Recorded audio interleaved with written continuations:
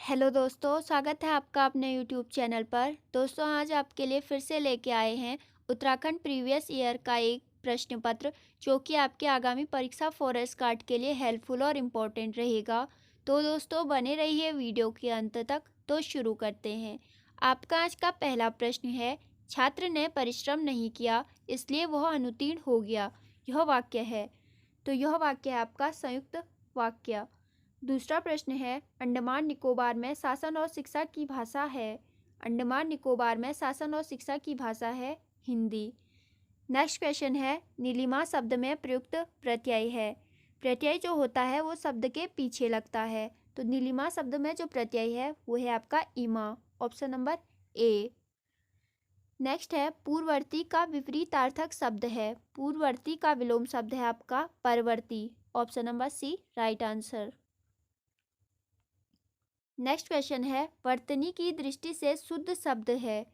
तो शुद्ध शब्द बताना है आपने। उज्ज्वल का शुद्ध रूप है इनमें से, ऑप्शन नंबर सी वाला, ठीक है। नेक्स्ट क्वेश्चन है, निम्नलिखित में से अशुद्ध वाक्य है। अशुद्ध वाक्य बताना है आपने। तो इसमें से अशुद्ध वाक्य है आपका, वहाँ बहुत से पशु और पक्षी उड़ते और चरते हुए दिखाई दिए। पशु उड़ते थोड़ी ना है आपके, और ना ही पक्षी चरते हैं। तो ये आपका अशुद्ध वाक्य है। नेक्स्ट क्वेश्चन है, अर्ध सरकारी पत्र के प्रारूप में प्रेषक का नाम एवं पदनाम होता है। अर्ध सरकारी पत्र में प्रेषक का नाम होता है बाईं ओर शीर्ष पर, ऑप्शन नंबर सी इसका राइट आंसर हो जाएगा। नेक्स्ट है, निम्नलिखित में से क्रिया के सही भेद हैं। क्रिया के सही भेद बताना है। तो क्रिया के दो भेद होते हैं, सकर्मक और अकर्मक। नेक्स्ट क्वेश्चन है, ईमेल किस जनसंचार माध्यम के अंतर्गत आता है। ईमेल आता है आपका ऑप्शन नंबर डी आधुनिक दृश्य माध्यम के अंतर्गत। छठा प्रश्न है, संबंधवाचक संज्ञा विशेषण का उदाहरण है। संबंधवाचक संज्ञा का उदाहरण है इनमें से मौसेरा भाई, option number A right answer हो जाएगा। नेक्स्ट क्वेश्चन है, बघेली किस उपभाषा की बोली है। बघेली है आपकी पूर्वी हिंदी की उपभाषा। घोड़ा का पर्यायवाची शब्द है। इनमें से बताना है आपने घोड़ा का पर्यायवाची शब्द। तो जो घोड़ा का पर्यायवाची शब्द है इनमें हाय, ऑप्शन नंबर बी। जो शब्द लिंग वचन तथा काल के अनुसार नहीं बदलते हैं उन्हें कहते हैं। तो वे कहलाते हैं आपके ऑप्शन नंबर बी अभिकारी शब्द। नेक्स्ट क्वेश्चन है, कुछ धन आसन में संधि है। कुछ धन आसन में संधि है आपकी, ऑप्शन नंबर ए दीर्घ संधि। कुशासन हो जाएगा तो इसमें हो जाएगी आपकी दीर्घ संधि। नेक्स्ट क्वेश्चन है, पासपोर्ट को हिंदी में कहते हैं। पासपोर्ट को हिंदी में कहा जाता है आपका ऑप्शन नंबर सी पारपत्र। 16 प्रश्न है, सूर्यकांत त्रिपाठी निराला ने निम्न में से किस पत्रिका का संपादन किया। तो सूर्यकांत त्रिपाठी द्वारा किया गया था मतवाला पत्रिका का संपादन। नेक्स्ट है, किसी भी विचाराधीन पत्र अथवा प्रकरण को निपटाने के लिए उस पर राय मंतव्य अथवा आदेश निर्देश दिया जाता है उसे कहते हैं। तो ये कहलाता है आपका ऑप्शन नंबर बी टिप्पण। नेक्स्ट क्वेश्चन है, निम्नलिखित में से दंतोष्ठ्य ध्वनियाँ हैं। दंतोष्ठ्य ध्वनियाँ बतानी है। तो दंतोष्ठ्य ध्वनियाँ है आपकी ऑप्शन नंबर डी वो और फो। 19वां प्रश्न है, हिंदी का, मनोहर श्याम जोशी की सिल्वर वेडिंग कहानी के मुख्य पात्र हैं। तो जो सिल्वर वेडिंग कहानी के मुख्य पात्र हैं वो है आपके यशोधर बाबू। हिंदी का आखिरी प्रश्न है आपका, स्रोत भाषा में व्यक्त विचारों को लक्ष्य भाषा में अभिव्यक्त करने की प्रक्रिया को कहते हैं। तो यह प्रक्रिया कहलाती है आपकी ऑप्शन नंबर डी अनुवाद। 21वां प्रश्न है, यूनेस्को द्वारा फूलों की घाटी को विश्व धरोहर कब घोषित किया गया। तो यूनेस्को द्वारा फूलों की घाटी को 2005 में आपका विश्व धरोहर घोषित किया गया था। तो ऑप्शन नंबर 20 का राइट आंसर हो जाएगा। 22वां प्रश्न आपका रीजनिंग का है, दी गई आकृति में कितने वर्ग हैं। इनमें आपने वर्ग बताना है। तो आप इसे सॉल्व कर लीजिएगा। इसका जो राइट आंसर आएगा वो आएगा ऑप्शन नंबर डी 30 वर्ग।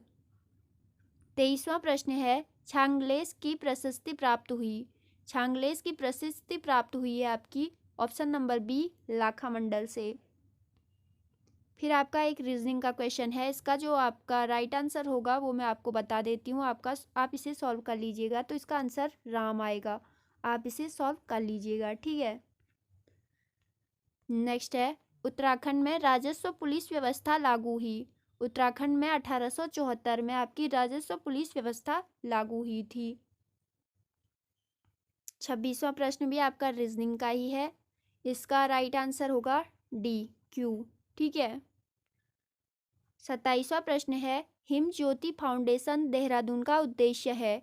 हिम ज्योति फाउंडेशन देहरादून का उद्देश्य है मेधावी छात्राओं की उत्तम शिक्षा, ठीक है। 28वां प्रश्न है, यंग इंडिया के संपादक थे? महात्मा गांधी जो थे वो आपके यंग इंडिया के संपादक थे।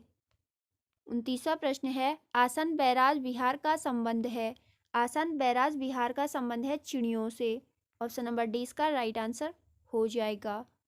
नेक्स्ट है, यूरोपीय संघ EU का मुख्यालय है?